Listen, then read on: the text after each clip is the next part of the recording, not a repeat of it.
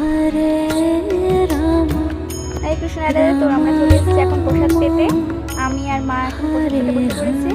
প্রথমে আমাদের লেবু দিল প্রসাদের আইটেমে, তারপরে অন্ন,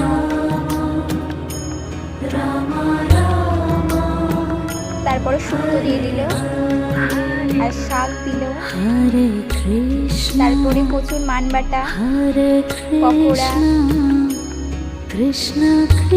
বাঁধাকপি আর ধনেপাতা দিয়ে পকোড়া করেছিল, আর এখানে ভেজ ডাল করেছিল,